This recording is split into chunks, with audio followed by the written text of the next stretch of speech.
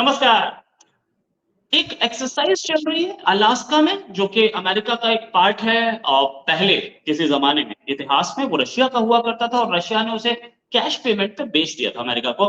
लेकिन ये कनाडा से जुड़ा हुआ हिस्सा है अलास्का, और यहाँ पर बर्फीला इलाका, जहाँ पे बहुत जंगल है। इस मौसम में जंगल होता है, पर उसके बाद बर्फ पड़ जाती है।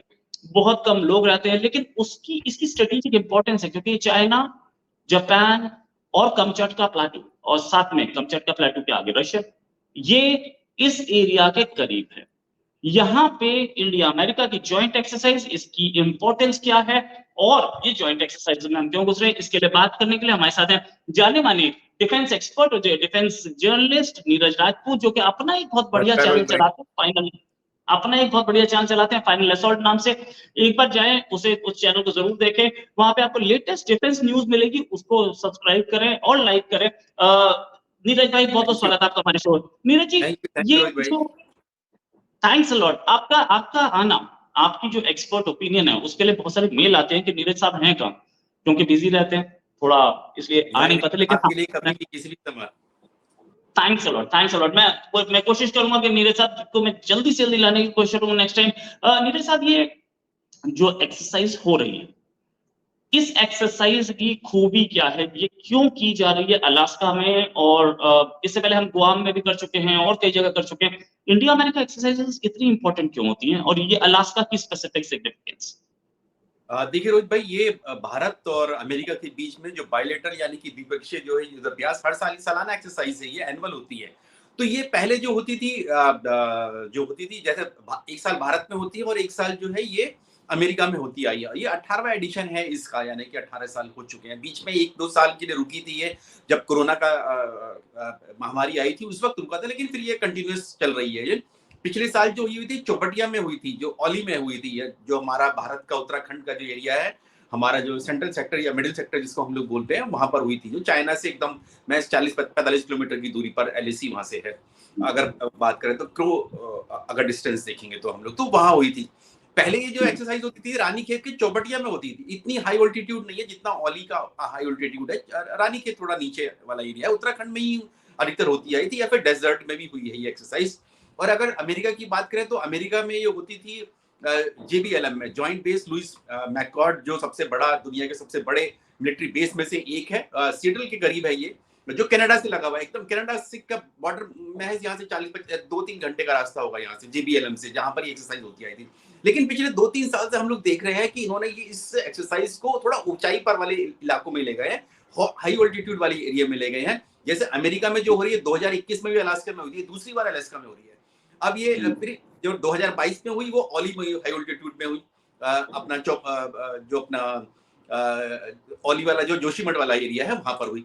अब की बार जो है फिर ये अलास्का में चली गई। तो इसका सबसे बड़ा कारण यही है कि भारत और अमेरिका दोनों हाई ऑल्टीट्यूड यानी कि ऊंचाई वाले इलाकों में एक्सरसाइज करना चाहते हैं। इसका कारण क्या है? भारत की जो 2/3 जो बाउंड्री है, बॉर्डर है, उसमें मेनली जो चाइना के साथ जो बॉर्डर है हमारा, वो हाई ऑल्टीट्यूड पर, यानी कि 14, 15, 16, 17, 18 हजार फीट की ऊंचाई पर है। बहुत ठंड पड़ती है उन इलाकों में, चाहे ईस्टर्न लद्दाख हो, चाहे फिर उत्तराखंड हो, चाहे फिर वो सिक्किम हो, हिमाचल प्रदेश हो, या फिर अरुणाचल प्रदेश हो। ये सारे इलाके बेहद ठंडे वाले इलाके हैं। यहाँ पर बहुत ऊंचाई पर सैनिकों को तैनात रहना पड़ता है। यहाँ पर किन परिस्थितियों में वो एक्सरसाइज कर सकते हैं, इसके लिए ये हाई ऑल्टीट्यूड एरियाज में जो है एक्सरसाइज हो रही है। अलास्का बिल्कुल हम लोग जानते हैं दुनिया के सबसे ठंडे इलाकों में से एक है। बर्फ रहती है, 12 महीने में बर्फ रहती है। इस वक्त भी शायद मेरे पास जो फोटोग्राफ्स आए हैं उसमें हल्की हल्की बर्फ दिखाई दे रही है वहां पर। तो ये बिल्कुल, और आपने कहा कि स्ट्रेटेजिक लोकेशन तो है ही है उसकी। बहुत लोगों को लगता है कि अमेरिका और रशिया बहुत दूर दूर है, लेकिन वो दोनों बिल्कुल करीब है। इस तरह से बीच में एक हल्का सा स्ट्रेट है, ऐसे अमेरिका और रशिया ऐसे जुड़े हुए हैं वहां पर। तो उनकी अपनी आपस में टसल के लिए वो करते हैं अमेरिका के लिए, क्योंकि वहां पे जो बहुत वॉलेटाइल एरिया है ये अलास्का वाला, जो रशिया और अलास्का वाला है, यहाँ पर हमेशा एकदम कॉन्फ्लिक्ट जोन बना रहता है कि सबसे पहले जो लड़ाई होगी अमेरिका और अगर रशिया की कभी हुई तो निकट भविष्य में, तो वो यहाँ पर होगी, इस इलाके में होगी। तो अमेरिका के क्या साधना चाहता है कि रशिया के बहुत करीब हमने भारत के साथ एक्सरसाइज कर रहे हैं, ये एक मैसेजिंग होती है। और भारत की क्या मैसेजिंग है कि चाइना वाले इलाकों में हम लोग इतनी ऊंचाई वालों में अमेरिका के साथ एक्सरसाइज कर रहे हैं। हमने उनकी यूनिफॉर्म भी इस्तेमाल करी लद्दाख में, जब हम हमारा गलवान घाटी में जब लड़ाई हुई थी हमारी, तो हमारे पास यूनिफॉर्म्स नहीं थी उस वक्त ना, ठंडे इलाकों की जो विंटर क्लोथिंग जिसको हम बोलते हैं, तो अमेरिका ने अपनी विंटर क्लोथिंग जो थी हमारे सैनिकों को दी थी। तो ये मैसेजिंग है एक तरह से दोनों की। और ये एक्सरसाइज जैसे हम लोग जानते हैं कि ये हाई अल्टीट्यूड में रहकर यहाँ पर एक तो खाली एक्सरसाइज लड़ाई और गोलियों की नहीं होती है रोहित भाई, यहाँ पर डिस्कशंस होते हैं, यहाँ पर बहुत ज्यादा कमांड लेवल पर, जो फील्ड में तो एक्सरसाइज होती ही होती है, ब्रिगेड लेवल की एक्सरसाइज है ये, लेकिन यहाँ पर जो टेबल टॉप एक्सरसाइज होती है, यानी कि जो कमांड सेंटर होते हैं वहां पर जो ऑफिसर्स होते हैं, कमांडर्स होते हैं, वो बैठते हैं और फिर वो तय करते हैं कि किस तरह से किस सिनेरियो में लड़ाई हो सकती है। सोल्जर्स जो फील्ड में होंगे उनके आउटपुट, उनके क्या इनपुट मिल रहे होंगे, हम उनको किस तरह से डायरेक्शन दे सकते हैं। मैं खुद इस तरह की, मैं जेबीएलएम में भी जा चुका हूँ जहां पर अमेरिका में ये एक्सरसाइज हुई थी, वहां उन कमांड सेंटर में, और पिछले साल जब ओली में हुई थी जोशीमठ में, तब मैं वहां पर भी मौजूद था उस वक्त, तो मैंने वहां पे भी देखी किस तरह से एक्सरसाइज करते हैं बहुत, क्योंकि अमेरिकन आर्मी भी बहुत प्रोफेशनल आर्मी और भारतीय सेना भी, तो ये बड़े कारण है। लेकिन रोहित भाई थोड़ा लंबा रिप्लाई हो गया, एक चीज बस छोटी सी ऐड करना चाहूंगा इसमें। अभी हमारी कल ही रशिया के साथ एक्सरसाइज खत्म हुई है, और रशिया की एक्सरसाइज कहां पर हो रही थी? व्लादिवोस्टॉक में। और व्लादिवोस्टॉक कहां पर है? बिल्कुल फार ईस्ट रशिया में, जो नॉर्थ कोरिया चाइना जहां पर मिलते हैं, तो वहां एशियन एडीएम, जो एशियन डिफेंस जो ग्रुप है, डिफेंस मिनिस्टर्स का ग्रुप है, उन देशों की एक्सरसाइज हुई, और रशिया में पहली बार ये एडीएम वाली एक्सरसाइज हुई है, जिसमें एशियन कंट्रीज जितने भी हैं, थाईलैंड है, फिलीपींस है, कंबोडिया है, वियतनाम है, इन सब, साथ ही म्यांमार, इंडिया, इन सब ने मिलकर वहां एक्सरसाइज की, वो कल खत्म हुई, और ये एक्सरसाइज जो है 25 से 8 अक्टूबर तक अलास्का में चल रही है। राइट। अच्छा अच्छा, ये चीज के इंडिया और अमेरिका की जितनी एक्सरसाइजेस हो रही हैं वो इसी कोस्ट पे हो रही हैं, वेस्टर्न कोस्ट पे, ईस्टर्न कोस्ट पे नहीं होती हैं, तो कहीं ना कहीं खतरे की घंटी बज रही होगी बीजिंग में। देखिए रोहित भाई, जो यूएस है, अमेरिका है, कल परसों मैं अपने विदेश मंत्री को भी सुन रहा था, जयशंकर को, जो अमेरिका में जो अपना लेक्चर दे रहे थे, वहां विजिट कर रहे हैं, बहुत जबरदस्त तरीके से उनका कह सकते हैं तूफानी दौरा चल रहा है वहां पर, और वो एक के बाद एक जो है लताड़ने में लगे हुए हैं वेस्टर्न कंट्रीज को, क्योंकि कनाडा की वजह से और उनकी पॉलिसीज को लेकर। तो उनकी जो मैंने बातचीत सुनी, तो उसमें एक बात निचोड़ निकल कर आई कि अमेरिका के लिए सबसे इंपॉर्टेंट जो रीजन है वो इस वक्त इंडो पैसिफिक रीजन है। इंडो पैसिफिक यानी कि पैसिफिक ओशियन वाला रीजन, और दूसरा जो इंडिया वाला, इंडियन ओशियन वाला रीजन, तो इसको इंडो पैसिफिक रीजन वो बोलते हैं, ये वाला रीजन। और जो अटलांटिक ओशियन है वो पीछे छोड़कर आ गए हैं, क्योंकि सेकंड वर्ल्ड वॉर के बाद से वहां पर कुछ ज्यादा कुछ एक्टिविटी हमने देखी नहीं हुई है। तो वो ईस्टर्न कोस्ट जो आप कह रहे हैं वो अब शांत है, वहां ज्यादा कुछ नहीं होता, अगर उनका होगा तो वो क्यूबा के साथ होगा, या फिर रशिया अगर आ गया वहां पर, यूके का अर्जेंटीना के साथ कुछ हुआ डिस्प्यूट होगा, अब होता नहीं है वैसे, बहुत सालों से नहीं हमने देखा फाकलैंड वॉर के बाद से, तो वो शांत वाला इलाका। तो ये पूरा जो जितना फोकस है अमेरिका की, जो पॉलिसी है इस वक्त जो है स्ट्रेटेजिक पॉलिसी, वो चाइना पर फोकस है। रशिया तो थोड़ा कम हो गया, क्योंकि रशिया भी इन्वॉल्व है अपना यूक्रेन वॉर में, तो यहाँ पर फोकस जो है चाइना के ऊपर है। चाइना को सबसे बड़ा जो अपने आप को प्रतिद्वंदी अमेरिका मान रहा है कि हमारा सबसे बड़ा प्रतिद्वंदी जो है रशिया को नंबर 2 पे आ गया, चाइना सबसे बड़ा, क्योंकि इकोनॉमी इतनी बड़ी चाइना की हो गई है, मिलिट्रीली इतनी अपने आप को बड़ा कर रहा है, उसकी जो नेवी है इस वक्त जो है वो दुनिया की सबसे बड़ी नेवी हो गई है रोहित भाई। उसकी जो नेवी है अमेरिका की नेवी से भी बड़ी हो गई है, मैं बता रहा हूँ आपको। 350 वॉरशिप जो है इस वक्त चाइना की नेवी में, अमेरिका की नेवी में 300 है, और अगले 2030 तक या 35 तक उनके पास जो है कम से कम 400 शिप हो जाएंगे, और अमेरिका के तब तक 350 होगी, तो 50 शिप्स का जो बहुत बड़ा डिफरेंस होता है। सबमरीन जो है इस वक्त चाइना की ऑफिशियल जो पब्लिक डोमेन में जो इंफॉर्मेशन है वो अमेरिका की बराबर आ गई, 70-80 के आसपास है, लेकिन कुछ जानकारों को मानना है कि ये ज्यादा हो सकती है अमेरिका से, क्योंकि उसकी इंफॉर्मेशन कम आती है चाइना की। अमेरिका की तो पूरी ओपन डोमेन में सब कुछ इंफॉर्मेशन पूरी फ्लो कर रही है, पूरी दुनिया में फ्लो कर रही है, ब्रह्मांड में फैल रही है, लेकिन चाइना की इंफॉर्मेशन कम आती है। तो उनकी फोकस जो है चाइना को कंटेन करने के लिए, और चाइना को कंटेन अमेरिका अकेला नहीं कर पाएगा, उसको ये समझ में आ गई बात इंडो पैसिफिक में। तो कौन कंटेन कर सकता है यहाँ पर? भारत कर सकता है, इंडिया कर सकता है। जैसे कि 2020 में भारत ने जो एक्सपेंशनिज्म था, एक्सपेंशन वाली पॉलिसी, विस्तारवादी जो नीति है चाइना की, उसको रोक दिया उन्होंने। गलवान घाटी की जो लड़ाई हुई, उससे पूरी दुनिया को पता चल गया कि एक देश है जो रोक सकता है चाइना को, चाहे फिर वो लैंड में हो, जमीन में हो, या फिर आपका समंदर में हो, मैरीटाइम में। और मैरीटाइम में क्योंकि अब इंडिया की भी एक उभरती हुई नेवी है, ब्लू वाटर नेवी होती जा रही है। ब्लू वाटर नेवी यानी कि दुनिया के किसी कोने में जाकर भी ऑपरेशन अपने मिशन कर सकती है।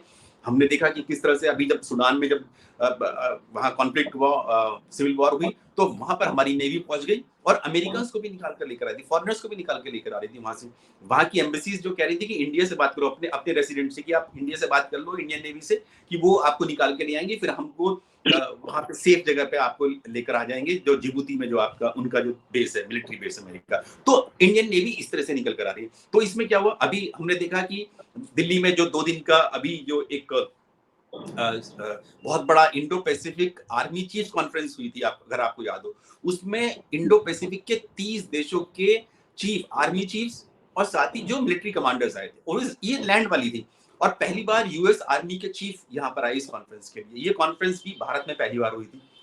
इसमें 19 देशों के आर्मी चीफ आए थे, 19 देशों के, जिसमें जापान, फ्रांस, साउथ कोरिया, ये सब कंट्रीज के आर्मी चीफ आए थे। और ये लैंड फोर्सेस, उनका ये मानना है कि अगर अमेरिका को रोकना है, जैसे आपने कहा कि बहुत करीब है वहां से चाइना का, तो उसको रोकना है तो यहाँ पर तो भारत ही रोक सकता है।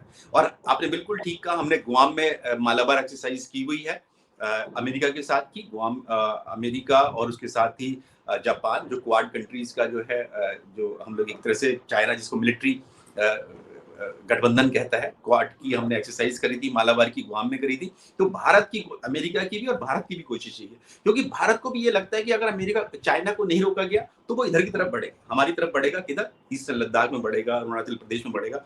तो इसको रोकना बहुत जरूरी है। इसीलिए भारत का भी हित है कि अमेरिका के साथ रहे, और अमेरिका का भी उतना ही हित है कि भारत को अपने साथ लेकर चले। और इसीलिए हम लोग देख रहे हैं कनाडा वाले इश्यू में अमेरिका ने ज्यादा इंडिया को कुछ कहा नहीं, धीरे से जरूर कहा था उनसे कि भाई हो सकता है कि, और सिर्फ ये कहा था, कोई एविडेंस नहीं दिया था अमेरिका ने हरदीप सिंह निज्जर के मामले में। थोड़ा सा मैं डाइवर्ट कर रहा हूँ कि इंफॉर्मेशन कॉन्टेक्स्ट दिया था कि हो सकता है इंडिया ने कराया हो, कोई इंटेलिजेंस इनपुट नहीं थे। इंटेलिजेंस जो कर रहे थे या जो भी कोई कार्रवाई कर रहे थे वो कनाडा कर रहा था, बाकी कोई कुछ नहीं कर रहा था। देखिए, एक चीज तो है कि निज्जर वाले मामले में भले ही इंडिया ने करवाया नहीं करवाया, मैं चाहूंगा कि इंडिया ऐसा करवाए, क्योंकि एक खबर बड़ी सुकून वाली थी और पन्नों की खबर का मैं इंतजार कर रहा हूँ, आएगी, जल्दी आएगी, कोई बात तो नहीं है। अच्छा, वापस आए ऐसे एक्सरसाइजेस पे, तो क्या हमने हमने अभी हाल में देखा कि कनाडा के जो शिप्स हैं, एयरक्राफ्ट कैरियर, उसकी फ्लोट क्रैक कर गई। तो क्या ये अब जो 300-400 शिप्स की आप बात कर रहे हैं चाइना के, क्या ये क्रेडिबल हैं? क्या ये इस काबिल हैं कि ये लड़ सकते हैं? देखिए, अभी तक इस तरह की कोई हमने ऑपरेशंस नहीं देखे हैं। रोहित भाई बिल्कुल सही बात कही आपने, हमने ऑपरेशंस नहीं देखे हैं चाइनीज नेवी के, चाइनीज पीएलए नेवी जिसको हम लोग बोलते हैं। जो उनकी नेवी आती है अभी इंडियन ओशन में, जो अरब सागर में आती है, वो ये कहकर आती है कि यहाँ पर पायरेट्स बहुत हैं, यानी कि समुद्री दस्यु, जो डकैत जो है यहाँ पर रहते हैं। आज से 8-10 साल पहले तक काफी थे। अगर अफ्रीका और अरब सागर की बात करें, उस वाले शोर पर काफी रहते थे, डकैत रहते थे। तो क्योंकि सी लाइंस वहीं से, कमर्शियल लाइंस वहीं से आती हैं, जो कमर्शियल शिप्स आते थे तो उनको लूटते थे, जो सोमालिया पायरेट्स हैं या और दूसरी कंट्रीज के पायरेट्स से। तो उसकी आड़ में उन्होंने शुरू किया था आना यहाँ पर, और वो एंटी पायरेसी पेट्रोलिंग के लिए आते थे। लेकिन अब एंटी पायरेसी पेट्रोलिंग में क्या हुआ, वो अपनी सबमरीन भी लेकर आने लग गए। लेकिन सबमरीन क्या हुआ, जब भी वो लेके आते तो ट्रैक हो जाती थी। इंडियन नेवी जो थी उनको ट्रैक कर लेती थी, उनको बोलती थी हेलो आप आ गए क्या यहाँ पर। तो ये स्थिति बन गई उनकी। तो पीएटाई जो है हमारे जो सबसे बड़े जो दुनिया के टोही विमान है, जो समंदर के नीचे भी 100 मीटर भी नीचे देख लेते हैं कि नीचे कौन सी सबमरीन जा रही है, तो वो ऊपर से आसमान से देखते तो वो कहते थे हेलो आप आ गए, चलिए कोई बात नहीं, आप समुद्री डकैतों से लड़ने के लिए अपनी सबमरीन लेकर आए हैं। तो इस तरह की बातचीत होती थी इंडिया और चाइना के बीच में। तो अभी तक हमने कोई बड़े रियल टाइम ऑपरेशंस नहीं देखे। उनके एयरक्राफ्ट कैरियर्स हमने अभी बाहर नहीं निकले हैं, हमने देखा नहीं है कि हाई सीज में कहीं पर गए। तीसरा उन्होंने अपना जो है एयरक्राफ्ट कैरियर बनाकर तैयार कर लिया है। सबमरीन भी ट्रैक हो जाती हैं, और इंडियन नेवी ने साफ कर दिया कि जो कोई भी अगर आता है किसी भी कंट्री का, चाहे मित्र देश का हो, चाहे फिर वो प्रतिद्वंदी हो, एडवर्सरी हो, चाहे वो पाकिस्तान हो, चाइना हो, किसी भी कंट्री का अगर कोई भी शिप आएगा, छोटा भी शिप भी आएगा, कोस्ट गार्ड का भी कोई आएगा, या सबमरीन जो समुद्र के नीचे आएगी, उसको हम लोग जरूर हाय जरूर बोलेंगे। तो अभी तक कहना मुश्किल है, लेकिन नंबर्स में चाइना की नेवी इस वक्त नंबर 1 पहुंच गई है। इसीलिए ये थोड़ा सा अलार्मिंग है अमेरिका के लिए भी और भारत के लिए। राइट, चलिए, अमेरिका और इंडिया, जैसे कि हम लोगों ने हाल में देखा कि कनाडा वाले इशू पे, निज्जर वाले इशू पे अमेरिका और इंडिया में भी तनातनी हुई थी, लेकिन उसके बाद फाइनली अपने भाई को, अपने पड़ोसी को, कनाडा को छोड़कर इंडिया की ओर टिल्ट करना पड़ा अमेरिका को। कि ये चाइना एक ऐसा रीजन था जिसकी वजह से उसे अपने G7 के एलाई को छोड़ना पड़ा? देखिए रोहित भाई, अभी उस दिन मैं किसी दिन कहीं देख रहा था सोशल मीडिया पे, किसी ने कंपैरिजन कर रखा था कि इंडिया कहाँ पर है और अमेरिकन सॉरी कनाडा की जो आर्मी है, आर्म्ड फोर्सेस, आर्मी मतलब आर्मी, एयरफोर्स, नेवी तीनों मिला के वो कंपैरिजन कर रखा था कि कहाँ पर है। तो इंडिया की आर्मी के सामने कनाडा की आर्मी, आर्मी मतलब आर्म्ड फोर्सेस जो है कहीं भी नहीं ठहरते हैं, बहुत नीचे हैं। उनका एक्चुअली उनका जो लैंड बॉर्डर है वो सिर्फ अमेरिका के साथ है, तो उनकी इतनी आर्मी है नहीं। नाटो में वो हैं, शामिल हैं, G7 में तो इकोनॉमिकल एक तरह से गठबंधन है, इकोनॉमी उनकी ठीक है, लेकिन इस वक्त तो भारत 5वें नंबर पे पहुंच गया है इकोनॉमी में। ये आपको सभी को ध्यान रखना होगा कि कितनी बड़ी उभरती हुई इकोनॉमी है और स्ट्रॉन्ग इकोनॉमी है। ऐसे अगर ऐसी चलती रही तो अगले 2-3 साल में आप देखना 2027 तक इंडिया जो 3rd नंबर पे पहुंच जाएगी, यहाँ तक कि जर्मनी और जापान तक को भी पीछे छोड़ सकती है इकोनॉमी के मामले में। आप ये ध्यान रखिए आप बिल्कुल। तो G7 का जो गठबंधन बना था वो इकोनॉमी और डेवलप्ड कंट्री अपने आप को कहते थे, तो वो उस तरह का डेवलप का है। लेकिन भारत जो है इस वक्त G7 में नहीं है, लेकिन G20 में हमने देख रहा है कि वो G7 कंट्रीज का जो एजेंडा होता है उसको भी बाईपास करके ऊपर पहुंच गया है G20 से। और आर्मी तो है ही है हमारे पास, इतनी बड़ी दुनिया की दूसरी सबसे बड़ी आर्मी हमारे पास है। 13-14 लाख सैनिक उसमें है, जो लैंड फोर्सेस है। फिर नेवी हमारी है, एयरफोर्स हमारी चौथी सबसे बड़ी एयरफोर्स है दुनिया की है। अगर हम लोग बात करें तो अमेरिका, चाइना और रशिया भी इन्वॉल्व है, अपने उस वॉर में इन्वॉल्व है। तो तीसरे नंबर पे हम लोग मान सकते हैं कि ये तो कनाडा कहीं पर भी आर्मी के बारे में, मिलिट्री पावर जो मिलिट्री प्रोवेस जिसको कहते हैं हम, स्ट्रेंथ के मामले में, सैन्य ताकत में, वो कहीं नहीं टिकता है। इसीलिए कनाडा पड़ोसी देश है, तो पड़ोसी देश से अच्छे संबंध होने चाहिए, और हैं उनके अमेरिका के। बहुत सेकेंड वर्ल्ड वॉर के टाइम से उन्होंने वो 5 आइज अलायंस बनाया था, पहले इंग्लैंड के साथ, फिर उसमें कनाडा को भी शामिल किया, फिर ऑस्ट्रेलिया और वो दूसरे न्यूजीलैंड कंट्रीज भी आ गए। तो वो अपना इंटेलिजेंस शेयरिंग करते हैं, तो वो करते रहे वहां पे। लेकिन अब भारत, अमेरिका को पता है कि चाइना को कंटेन करने के लिए और इवन रशिया को भी न्यूट्रलाइज करने के लिए, रशिया को भी संभाल कर रखने के लिए कनाडा की नहीं, इंडिया की जरूरत है। राइट। और कनाडा वैसे भी उसकी आर्मी जो है 69,000, मतलब दिल्ली पुलिस से भी छोटी आर्मी, तो उस आर्मी के साथ कौन खड़ा होना हमारी एक डिवीजन है, कोर की बराबर है, एक कोर, भारत की एक कोर की बराबर। दिल्ली पुलिस कितनी है? दिल्ली पुलिस 80,000 सुनता हूँ। 80,000 से ऊपर, 1 लाख के करीब पहुंच गई है दिल्ली पुलिस। जब दिल्ली पुलिस से भी छोटी आर्मी है तो फिर उससे कौन लड़ने जाएगा? खैर anyways, thanks a lot Neeraj ji for joining, और उम्मीद है रोहित भाई, जल्दी एक बहुत अच्छा डिस्कशन लगा और आपसे करेंगे। बात करके। अभी बहुत सारी और खबरें आने वाली है डिफेंस के फील्ड में, क्योंकि एक्सरसाइजेस सामने हैं। एक हमारा मिसाइल टेस्ट भी होने वाला है जिसका नोटैम लगा हुआ है अगले 1 हफ्ते के अंदर अंदर, वो 2000 किलोमीटर रेंज का है, उस पर भी बात करेंगे। थैंक्स अ लॉट नीरज जी, अभी के लिए नमस्कार, धन्यवाद, जय हिंद।